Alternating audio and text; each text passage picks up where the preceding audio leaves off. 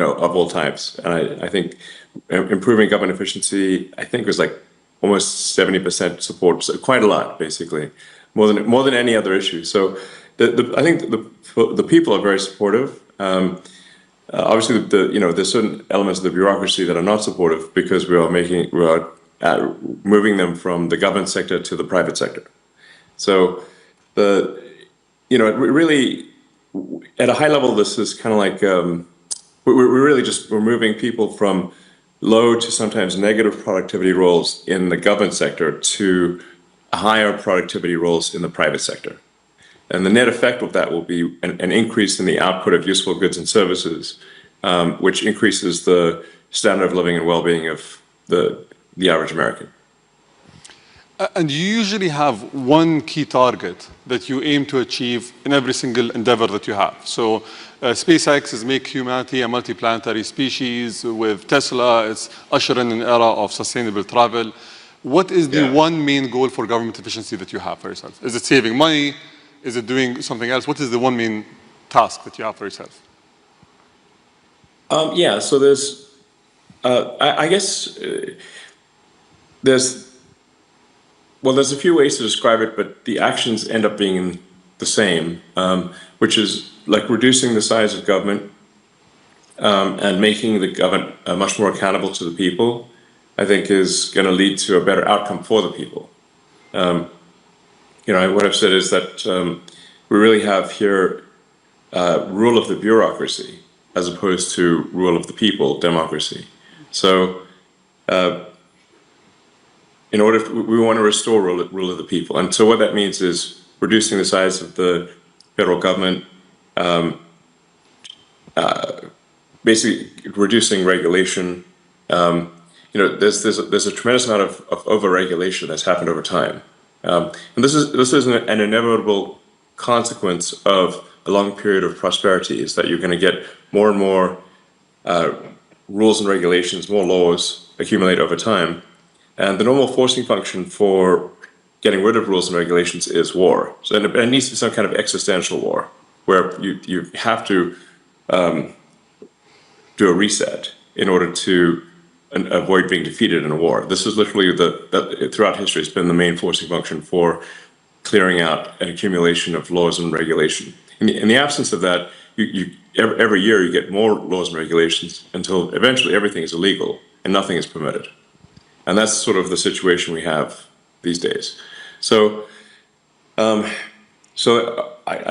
aspiration here is a reduction in regulation and reduction in government spending, such that the economy is able to grow faster. Maybe the economy can grow at 4 or 5% potentially, in terms of real useful goods and services output, and then government spending can be reduced by about 3 or 4% of the economy, about maybe $1 trillion or more. And the net effect of that would be no inflation from 2025 to 2026. So that would be quite remarkable. And also, if the U.S. government is buying less debt, which I think will be the case, if the deficit drops from 2 trillion to 1 trillion, then there'll be 1 trillion less debt that the government needs to buy, which will drop, of course, the interest rates to drop significantly. And that means people's mortgage payments, car payments, credit card payments, student loans, whatever debt they have, their debt payments will be less. So I think this is something that will benefit the average American. I think some of the things we're doing also will be hopefully helpful to other countries, because with the new administration, there's less interest in interfering with the affairs of other countries. I think there's the times the United States has been kind of pushy in international affairs, which may resonate with a number of members of the audience. And I think we should, in general, leave other countries to their own business. And basically, America should mind its own business, rather than push for regime change all over the place. So I think this is probably a good thing for other countries too. So instead of waiting for a war to happen, you went to war against the bureaucracy in the government. Yes, we're essentially just we're with the support and direction of President Trump. We are reducing the size of the bureaucracy, getting rid of excess regulatory regulations, and there's also so many agencies and regulatory authorities that they actually step on each other's feet. It's kind of like having a sports game where there are too many referees on the field, like more referees than players at times. Now that would be a silly game, if the players can't pass the ball without hitting a referee, But it's kind of getting to that point in the U.S. So there's roughly 450 federal agencies of one kind or another. That's more agencies. That's almost an average of 2 agencies per year since the formation of the United States. So, I mean, how many agencies do you really need to run a country? I'm 99, not 450, that's for sure. So, and how do you guarantee that all the incredible achievements that you aim to have in terms of savings, in terms of impacting the lives of the American people, are not going to be reversed in 4 years? Typically, the cycle gets reversed every 4 years. Do you think it's going to be so impactful that it won't be reversed? Is there any ways that you can ensure that the progress is going to be continuous? Well, I think we do need to delete entire agencies as opposed to leave part of them behind. Because if you leave part of them behind, it's easy. It's kind of like leaving a weed. If you don't remove the roots of the weed, then it's easy for the weed to grow back. But if you remove the roots of the weed, it doesn't stop weeds from ever growing back, but it makes it harder. So we have to really delete entire agencies, many of them. That's not to say there won't be an increase over time of bureaucracy in some new administration, but it'll be from a much lower baseline. So it's a step in the right direction. I think the overarching goal here is to lay the foundation for prosperity that will last many decades, maybe centuries. And but it won't be forever. Nothing's forever. But I think we can strengthen the foundations of the United States substantially. And what lessons can other governments learn from the U.S.? You say tech support on your shirt. Is that only technology, or is there other things? How do you approach efficiency? Well, a shocking percentage of the problem, or maybe not shocking for those who know it, but a big percentage of the problem is improving the technology that the government runs on. So the U.S. government runs on a collection of thousands of computers, many of them antiquated, running very old software, and the computers don't talk to each other. So that's why tech support is kind of a real thing. In order to make the government more efficient, you have to improve the technology. You may have read about the example I used recently when President Trump was signing one of the DOGE executive orders of the difficulty of U.S. government workers retiring. Like the maximum retirement rate is $10,000 a month, and the reason for that is because the retirement is entirely paperwork right now. It's manually calculated paperwork that's put in an envelope and then taken down a mine shaft and stored in a mine. And then one of the things that affects the rate at which federal workers can retire is the speed of the elevator in a mine in Pennsylvania, which is bizarre because it should be digital, So then when we said, well, why isn't it digital? They said, well, we have had a digitization program going since 2014. So that's been 11 years. So then we asked, well, so how much progress have you made? And they said, B. You mean you're giving yourself a grade of B? No, we're on the letter B. So we're like, okay, we're going to need to really provide some tech support here. Otherwise, literally, people can't even retire, even if they want to. It's pretty bad. There's a lot of software systems that need to be updated and fixed. In some cases, deleted. A lot of things that should be automated. I mean, in terms of the number of, say, U.S. citizens that are operating the mine. It's about 1,000 people are working on this mine, where the papers are stored. But they should ideally be working on something else. They should be working on producing goods and services that are of much higher value to the public, So I mean, really, even if somebody just grew tomatoes in their garden and sold them at the farmer's market, that would be more useful than carrying manila envelopes down a mine shaft. Safe to say. So a lot of the stuff it's like that. It's not like any one thing is particularly difficult, but there are like 10,000 things that need to be improved. So it's efficiency through innovation rather than efficiency through austerity and cost cutting specifically, right? So you're trying to do both at the same time, maybe focus more on tech support than cutting costs? Well, by improving the technology, the costs do reduce. So, it's very expensive to have 1,000 people operate a mine doing paper retirement, whereas that really should just be digitized and be a computer that's with the information stored in the cloud, and it's very straightforward and low cost. So, automation, will help there a lot. But like a lot of things, just really shouldn't exist. They're kind of vestigial. A lot of attention has been on the sort of USAID, for example. When we looked at a lot of those programs, we're like, we should look, why does this actually exist? Is there really a need for it? There's like National Endowment for Democracy, but I'm like, okay, well, how much democracy have they achieved lately? I don't know, not much. So, the picture they have on their website is a picture of Reagan and Gorbachev. That's been a while, that was like the 80s. So it's not like, I'm obviously not opposed to democracy, or, there's all these things that get funded, but we're like, well, why does this need taxpayer money? It doesn't seem like it does.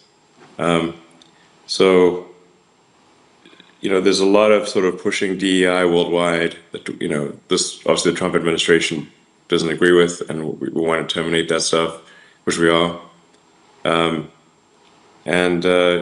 Make sure the schools focus on improving basic education of kids.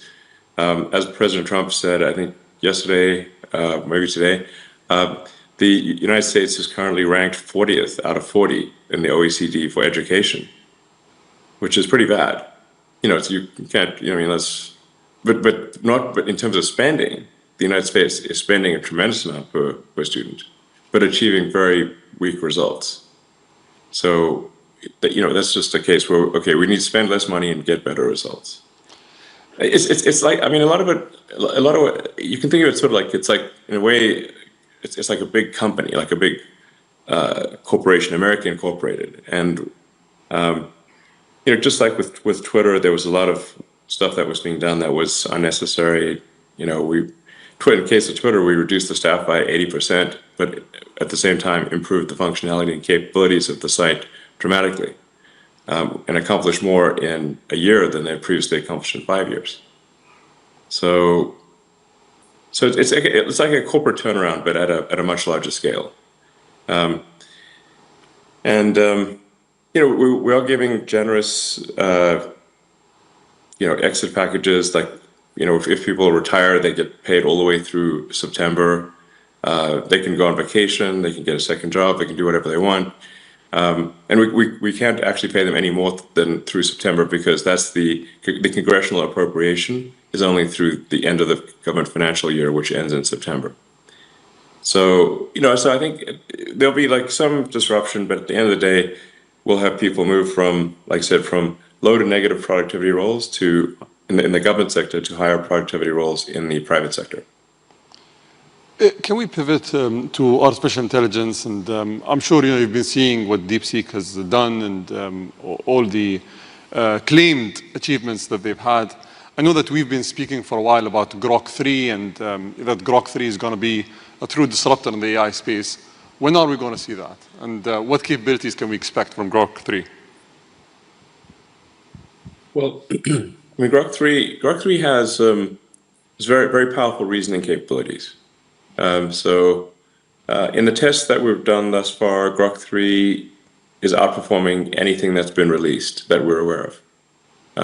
So that's a good sign. It's in fact, at times I think Grok 3 is kind of scary smart. You're like, wow, this thing's smart. It's kind of scary. Grok 3 is scary. It's like, wow, this thing's, it comes up with solutions that you didn't even think were, like you wouldn't even anticipate, not obvious solutions. So Grok 3 was trained with the most amount of compute, and I think very efficiently trained. Also notably, Grok 3 was trained on a lot of synthetic data. So, and then it goes back and forth through the data and tries to achieve logical consistency. So if it's got data that is wrong, it'll actually reflect upon that and remove the data that is wrong, that does not concord with reality. So its base reasoning is very good. In fact, even without fine tuning, Grok 3, the base model, is better than Grok 2. So we're really in the final stages of polishing Grok 3. Probably it gets released in about a week or two. So pretty soon. I don't want to be hasty in the release because a lot of the final polish is necessary for a great user experience. So in some ways you can think of it like a house. That last 5% where you finish the drywall and do the painting and the trimming, even though it's not much work, it transforms the house. Yeah. So it's that. Just want to make sure that last 5% is done really well, and it's a week, maybe 2 weeks. I think it'll be very good, and I think this might be. We think it'll be better than anything else, and then maybe this might be the last time that any AI is better than Grok. Looking forward to it. Everyone's, I think, excited about it. So I just want to touch upon a topic that was quoted in the media. You offered, I think they said a group that was led by you offered $97 billion for acquiring OpenAI. I would take, a little round numbers.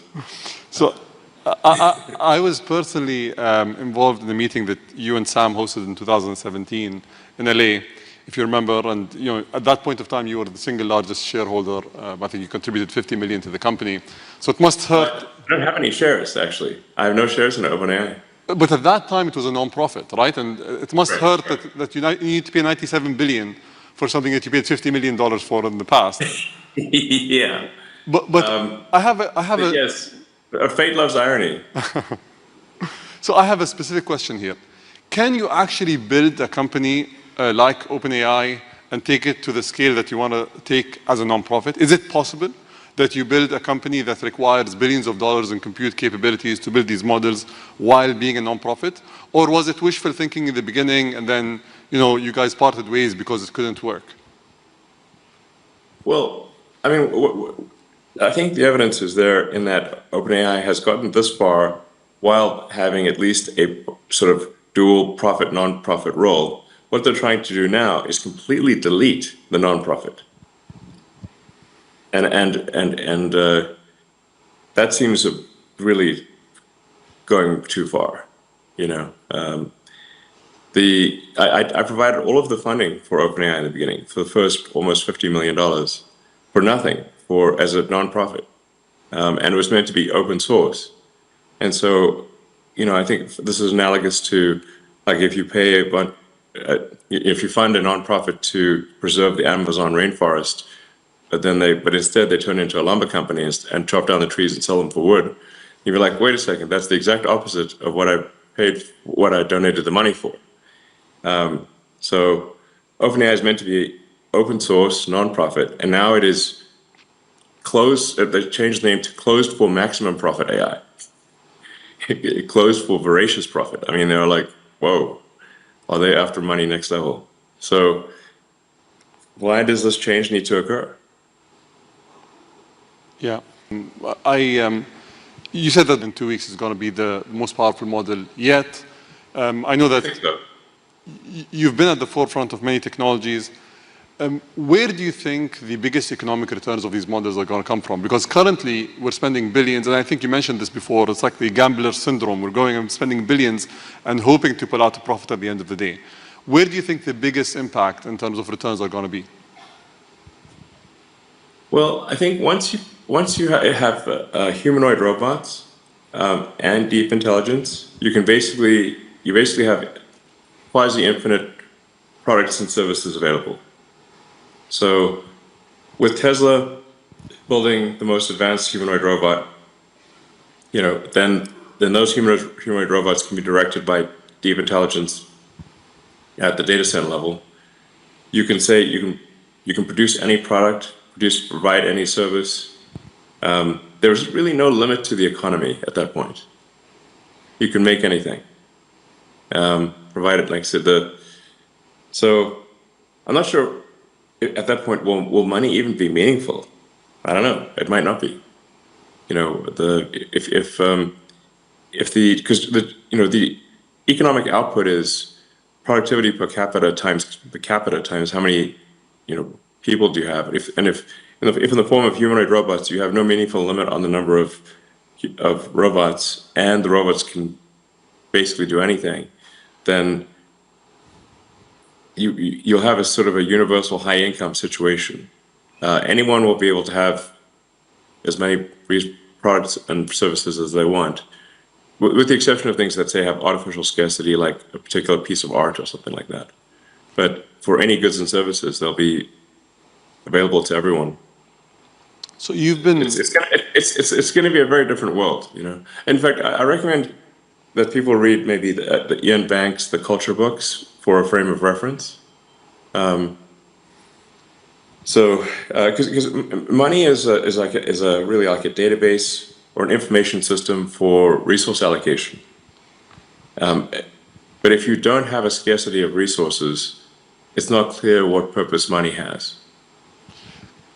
Have you watched the movie Idiocracy? Yes. How do you guarantee that we don't end up in that world if we don't need money, if AI can think for us and do all these tasks, if as people, we're dependent on something else to run the society and everything around it? How do we not end up in that world? In the long term, I mean. Well, I think Idiocracy was basically saying that if smart people don't reproduce, but only dumb people do, then everyone's going to be dumb. I mean, that's basically what it was saying. That's the opening sequence of Idiocracy. The first 10 minutes are amazing.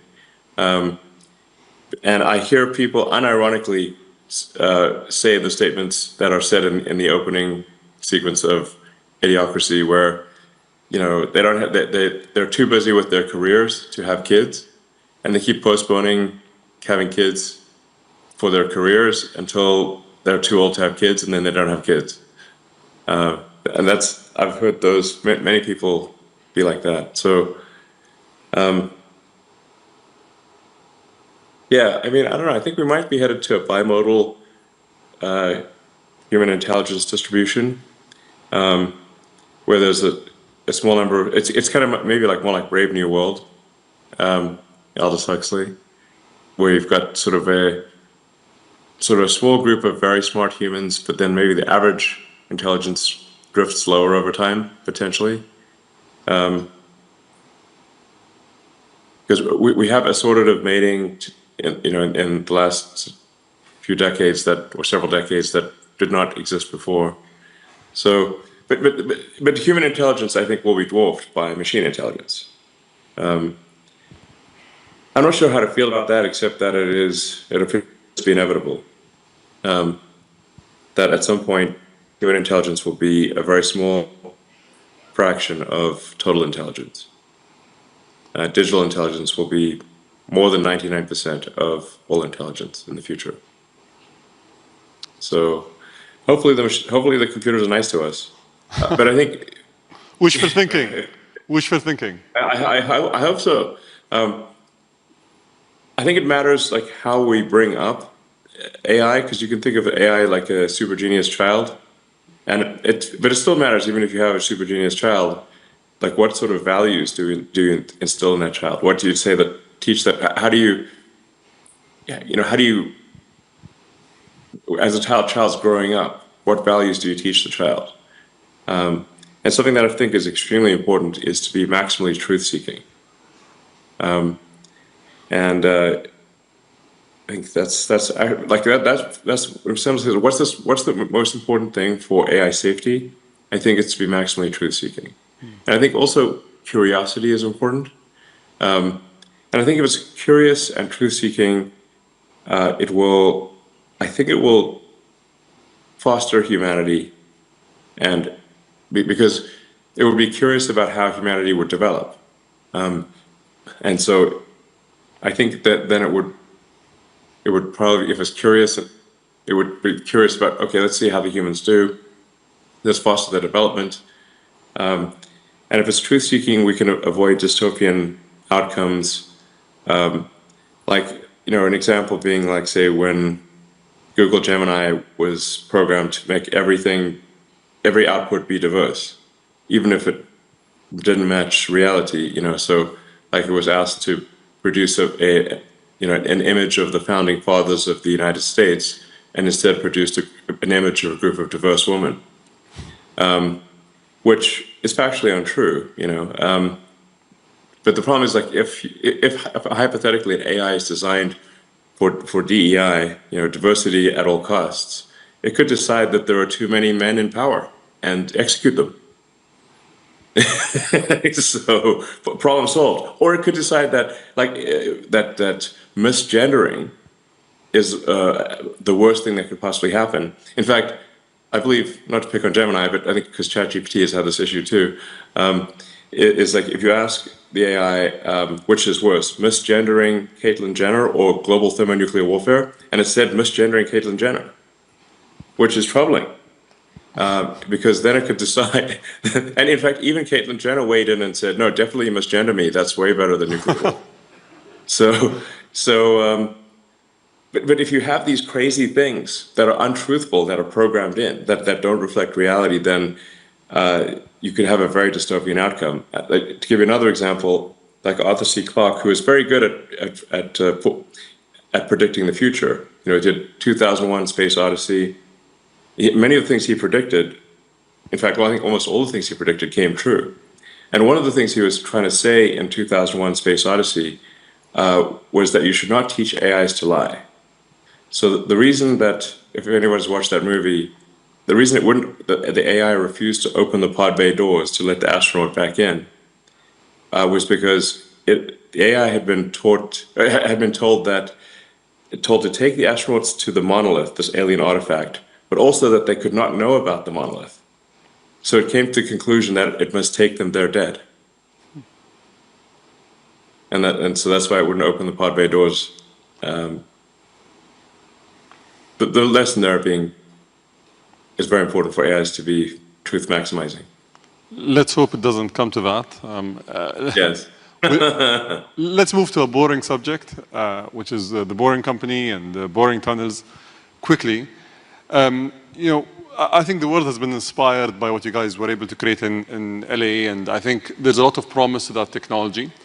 But there are questions about whether it's safe in the case of an earthquake, whether it's cost effective, whether countries should actually adopt this technology. Can you shed some light on that? Yeah, well, first of all, I'd recommend going to the Boring Company website because many of these questions are actually answered there. So one of the safest places you can be in an earthquake is an underground tunnel, because the earthquakes are largely a surface. Apart from where they shear, they're mostly a surface phenomenon. So they're like the waves on the surface. So like being in a tunnel is like being in a submarine. Even if there's a storm above you, the waters are calm as a submarine. And in fact, when there have been massive earthquakes, like there was a few decades ago, a massive earthquake in Mexico City, the safest place to go was the subway. And of course, if there is global thermonuclear warfare, I think you really want some tunnels. Underground's a good place to be if in a worst case scenario for global thermonuclear warfare. So, but on a more sort of everyday note, what's really useful about the tunnels is alleviating traffic in congested areas. So obviously, if you've got very tall buildings, but you have that are 3D, so they're going 3D up, but you have a road surface which is 2D, you're just naturally going to have a problem when people try to go from the 3D object, which is the building, to the 2D object, which is the road surface. There's obviously just not going to be enough room on the roads, and that's exactly why you have traffic. So the solution for that is then to make roads 3D as well. Now you can either make transport 3D, so you could either do that with flying cars, or you could do, really helicopters, or you could do that with tunnels. Now the challenge with doing it with going above ground or with any kind of flying object is that they tend to be very noisy, and they generate a lot of wind force. And you've got things flying over your head all the time, which can be disconcerting. If one of these things drops a hubcap on your head one day, it'd be these things like things, and flying things tend to crash once in a while, and people don't like things crashing on them. And then if you have bad weather, like let's say there's a blizzard or a sandstorm or something, well, now nobody can fly. So then transport shuts down. On the other hand, none of these problems exist with underground travel. So tunnels are immune to weather. They don't care what the weather is. It could be the worst weather. It doesn't matter. Nothing's going to fall on you because you're underground. So you don't have to. You're not going to be dropping things on people. And there's no wind force, and it's very quiet. And so I think going 3D underground is much better than 3D above ground for solving traffic in cities. And we have a demonstrated case of this in Las Vegas. If we can try out the Boring Company tunnels in Las Vegas. We're busy connecting the whole city with all of the big hotels and the convention center and the airport and everything. So I don't think they need to fly all the way there. In 2017, you came here, and the UAE was the first place in the Middle East where Tesla was launched, and I think it's done exceptionally well. And on that note, I think we have an announcement today that we both want to share, which is today we're going to announce the joint project of Dubai Loop, which is a loop project that is going to cover Dubai's most densely populated areas for people to go from point to point in a seamless manner. So thank you for your partnership. And well, thank you. We hope it changes people's lives. That'll be cool. I think it'll be very exciting. I think once people try it out, they'll be like, wow, this is really cool. And it's going to seem so obvious in retrospect, but until you actually do it, you don't know. So it's going to be great. It's going to be like a wormhole. You just wormhole from one part of the city, boom, and you're out in another part of the city, and it's great. So I'm looking forward to this partnership. We're going to join the first trip and the first pod when the pod is completed. Thank you, Elon. All right, thank you very much. Thank you.